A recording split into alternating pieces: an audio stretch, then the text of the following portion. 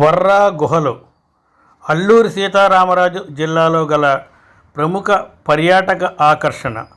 వీటిని 1807వ సంవత్సరంలో బ్రిటిష్ భౌగోళిక శాస్త్రవేత్త విలియం కింగ్ కనుగొన్నాడు.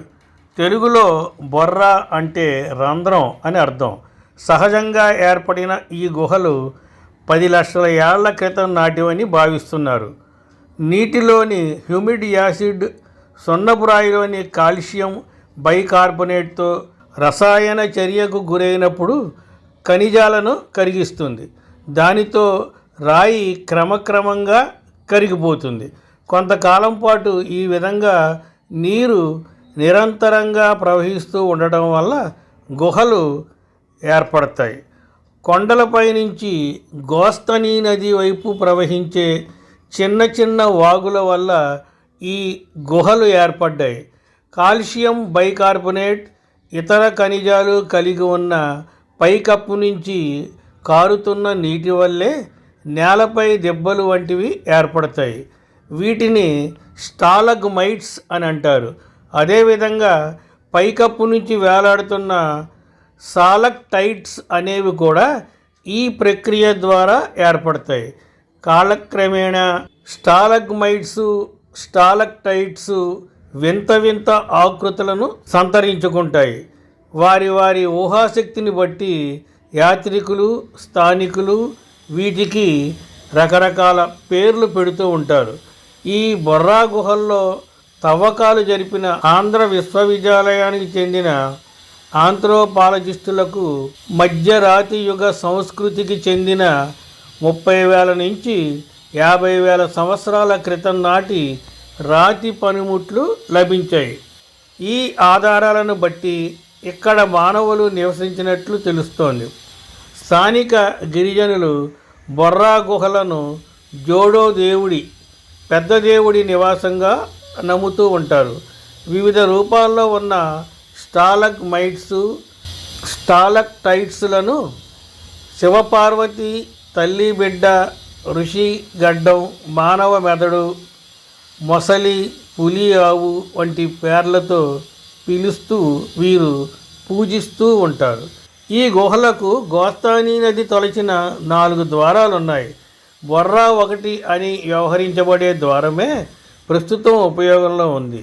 ఇక్కడి నుంచి లోపలికి 1 కిలోమీటర్ వరకు వెళ్ళి గోస్తాని నదిని చేరవచ్చు. అయితే ప్రస్తుతం గోస్తాని నది వరకు వెళ్ళడాన్ని అనుమతించడం లేదు. 1990 దశకంలో రాష్ట్ర పర్యాటక అభివృద్ధి సంస్థ ఈ బొర్రా గుహలను స్వాధీనం చేసుకుని గుహల వెలుపల ఉద్యాన పెంపకం, మొక్కలు నాటడం వంటి వాటిని చేపట్టడంతో బొర్రా గుహల పరిసరాలు చాలా అందంగా మారాయి. గుహల లోపల ఆధునీకరణ దీపాలంకరణ చేయడం, గుహల్లోపలి వింత వింత ఆకారాలపై రాళ్లపై రకరకాల రంగులు నీడలు పడే విధంగా ఆధునిక దీపాలంకరణ అమర్చడం జరిగింది. ఇంతకుముందు కాగడాలతో గైడుల సహాయంతో గుహలను చూపించేవారు. ప్రతి సంవత్సరం సుమారు 3 లక్షల మంది పర్యాటకులు ఈ గుహలను సందర్శిస్తారని ఒక అంచనా. ప్రకృతిలో మనిషికి అర్థం కాని వింతలెన్నో ఉన్నాయి. ఎన్నో అద్భుతాలు ఉన్నాయి. ఇలాంటి అద్భుతాల్లో సహజ సిద్ధమైన బొర్రా గుహలు కూడా ఉన్నాయి.